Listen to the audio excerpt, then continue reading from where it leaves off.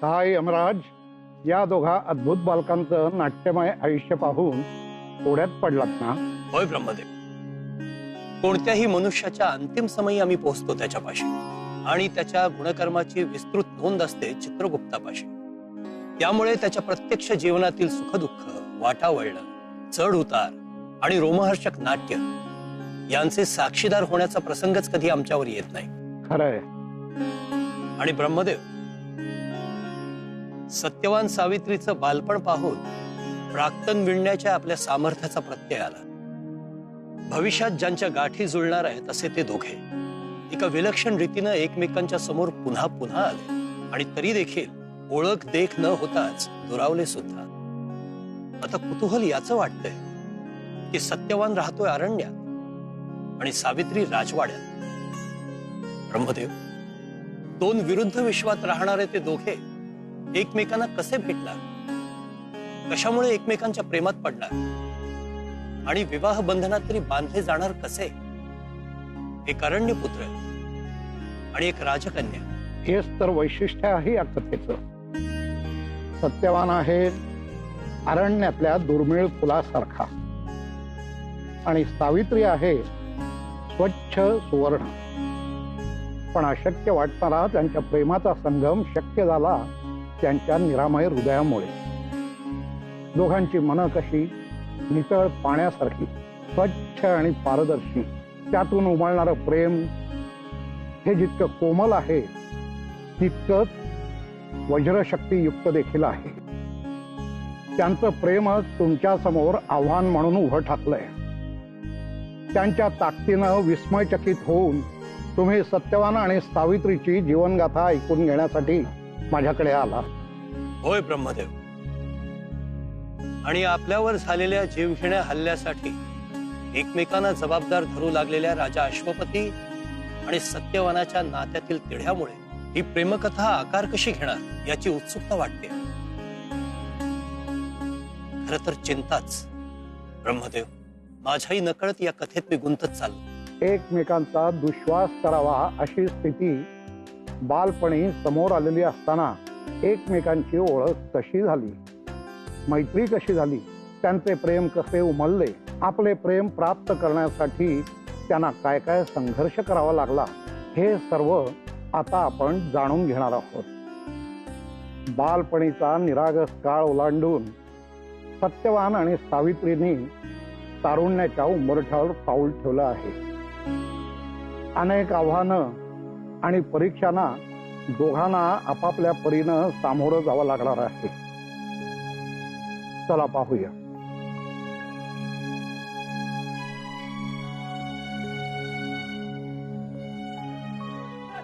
सत्तू सत्तू सत्तू सत्तू सत्तू सत्तू सत्तू सत्तू सत्तू सत्तू सत्तू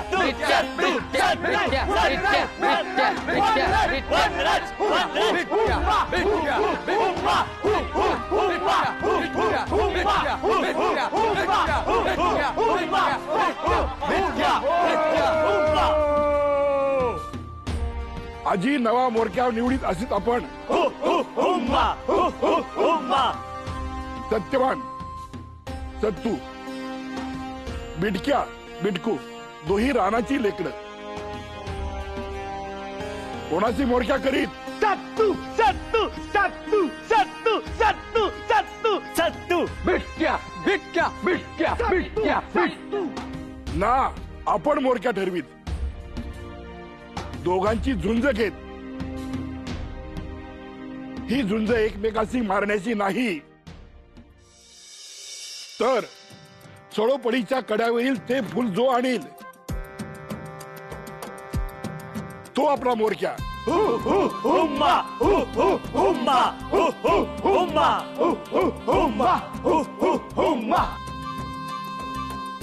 चळोपडीचा कडा हुंब कठीण,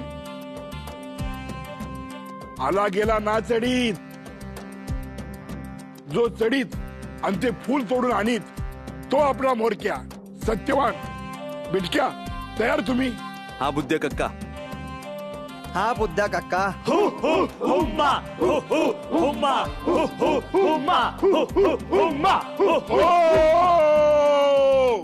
आता मोठी माय इशारा करीत आणि दोघे जात बाणासारखे जो फूल तोडून मोठी मायेच्या पायाशी ठेवीत तोच जिंकीत हुम हुम्मा हुम्मा हुम्मा हुम्मा.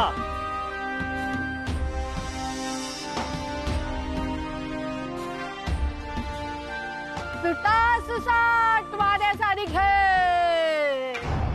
सत्तू सत्तू सत्तू सत्तू सत्तू सत्तू सत्तू सत्तू सत्तू.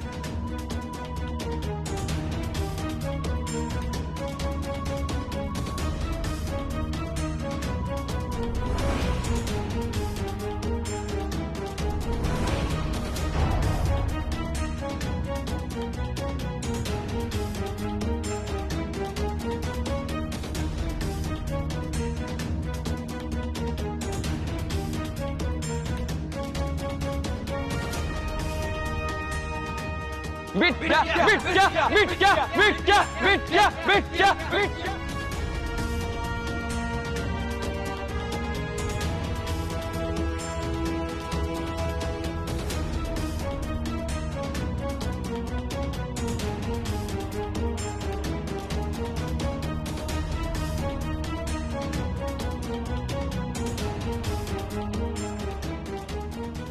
सत्तू सत्तू सत्तू सत्तू सत्तू सत्तू सत्तू.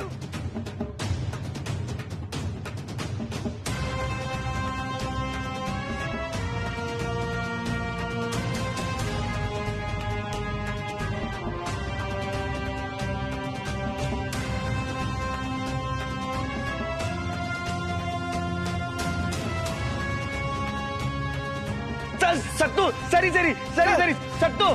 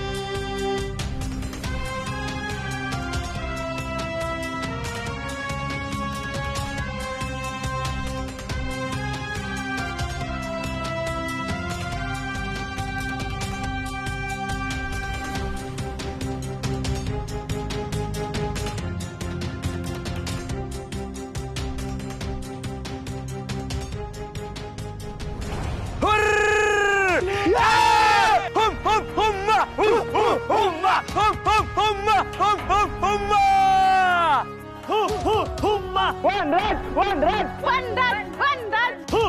Humma, humma.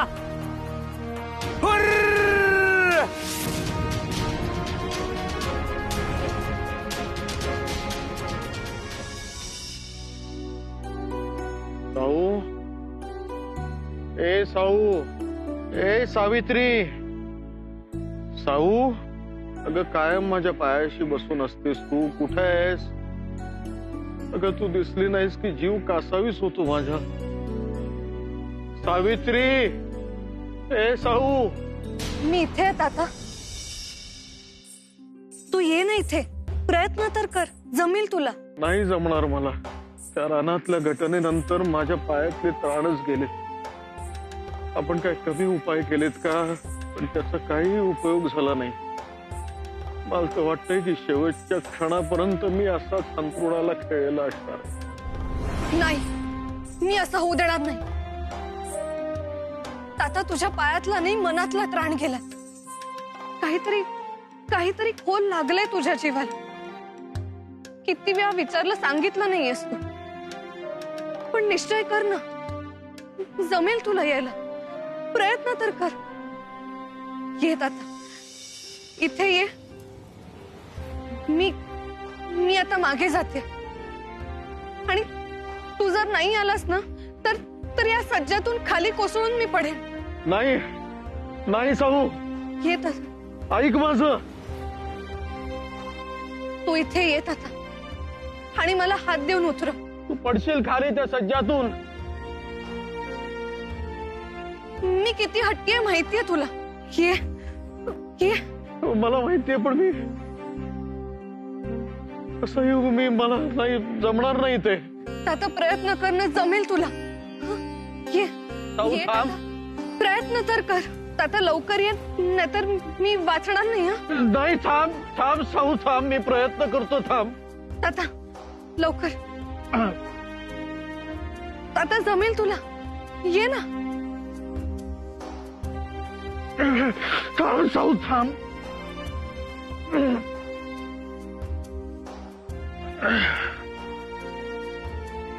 ताता लवकर. साऊ थांब. थांब साऊ. साऊ थांब. थांब साऊ. ताता साऊ. वाय मिराज, वाय मिराज, वाय मिराज, वाय मिराज. सत्तू सत्तू सत्तू सत्तू सत्तू सत्तू सत्तू बुद्ध्या, सत्तू. सळपळीच्या कड्यावरील ते फूल सत्तू आणि लिंगबा राणीच्या नव्या मोरक्यावरी पाखर घालीत. हुम्मा हुम्मा हुम्मा.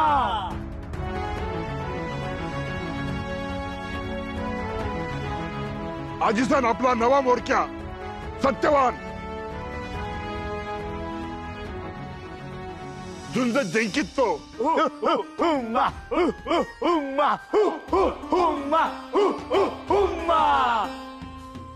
सत्तू, तू बाणासारखा वेगवान, मातीसारखा धारदार, अंधाऱ्यासारखा निर्मळ. या साऱ्यांचा उपयोग करीसन रान आणि रानाच्या लेकरांची राख. त्यांच्या जीवाची जोखीम आता तुझे माथीवरी. कडीत घे लिंगोबाची भाग. होय, आज सत्तू भाग घेत लिंगोबाची. जमिनीवरून, जमिनी खालून आणि आठी दिशातून येणाऱ्या संकटाशी आधी हा सत्तू समोराचा आहे.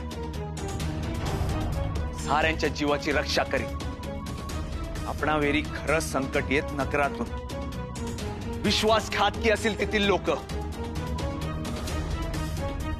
रानात चोरी करायची येते, त्याशी भेदून काढीत मी. परी तुम्ही सारे माझे हाताशी हात देत तरच हे होत. आहो ना तुम्ही सारे माझे बरोबरी. हुम्मा हुम्मा हुम्मा हुम्मा.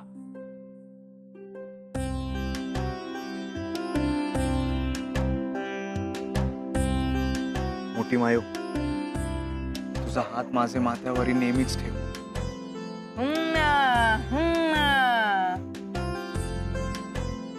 साऱ्याचे सांगित मी. सत्तूच्या खांद्याशी खांदा लावीत आणि राणीचं रक्षण करीत तुम्ही सारे. होय मोठी मायो, हुम्मा हुम्मा हुम्मा. बिटक्या हो, तुझी जीभ का चिकटिक टाळूसी, तू साथना देत सत्तूसी. जूज ना आता, सत्तू मोरक्यासी. तो जे सांगित तेच तू ऐकी. हरल्याचा मनी राग धरीत आणि काही खोडा घालीत तर मी असेन आणि लिंगोबा असेन. नाना, राग ना धरीत बिटक्या, माझा सवंगडी तो ऐकीत माझं. माझं न ऐकीत ते फक्त ते दोघच माझे मायो तातो. अथे तुम्ही सारे मला रानाचा मोरक्या करीत, पण ते हात पाय जुने होत तरी रानात कामासी जात. पण ना, आता मी ना करू देत त्यासी काम. जाऊन सांगी त्यास सत्तू म्हणून ना, रानाचा मोरक्या म्हणून ऐकू लागी त्यासी. हुर्र!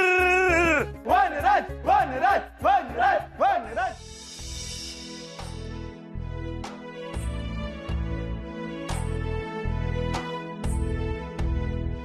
हुर्र!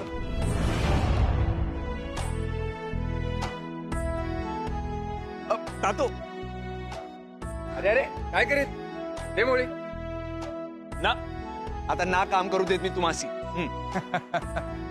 पगलू का तू हुंब मोठा झालासी, पर ना कळीत तूस. रानावेरी ज्याचं त्याचं पोट, ज्याचे त्याचे हातावेरी. अथे बसून ना खात, जो काम करी तो खाई. कुंभ मोठा ना, रानाचा मोरक्या झालो असीत मी.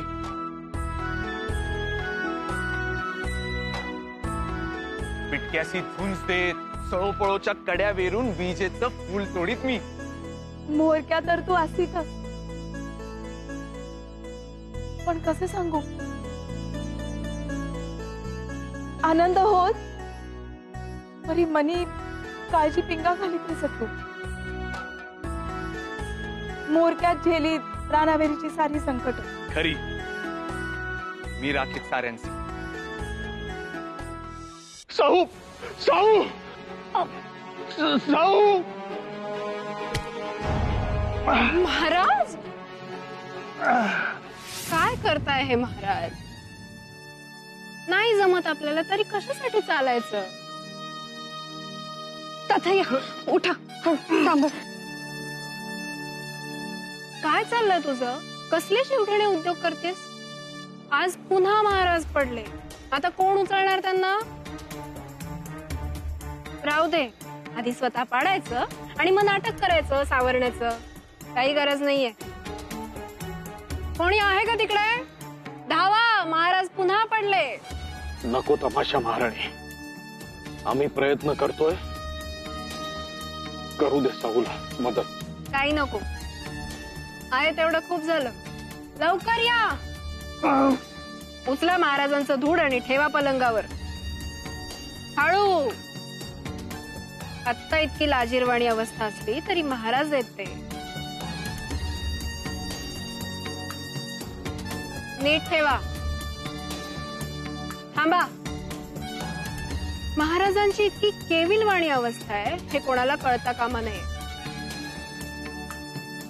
बाहेर कोणालाही समजता कामा नये की महाराजांची इतकी वाईट अवस्था आहे. निघा. काय खेळ चालवलास ना वडिलांच्या जीवाशी? अगं त्यांचे पाय गेल्यात जमायत, ते कधीच बरे होणार नाहीये. असं का बोलताय मातोश्री? तुमच्या तोंडीत नेहमी त्यांना अजून खचवणारी भाषा असते. आपणच आशा सोडली तर त्यांना कुठून प्रेरणा मिळणार? हे तू नको सांगूस मला. तुझ्या फुलाच्या हट्टापायी ते रानात गेले आणि तिथे सगळा घात झालाय. आता त्यांना या दालनात दडवून ठेवलंय. त्यांचं व्यंग दिसू नये म्हणून कोणाला इथे यायची परवानगी नाहीये. आणि पुन्हा पुन्हा जर तू त्यांना असं पाडायला लागलीस तर मी तुलाही येऊ देणार नाही, कळलं? त्यामुळे आता तू मान्य कर, महाराज आता पुन्हा कधीच चालू शकणार नाही.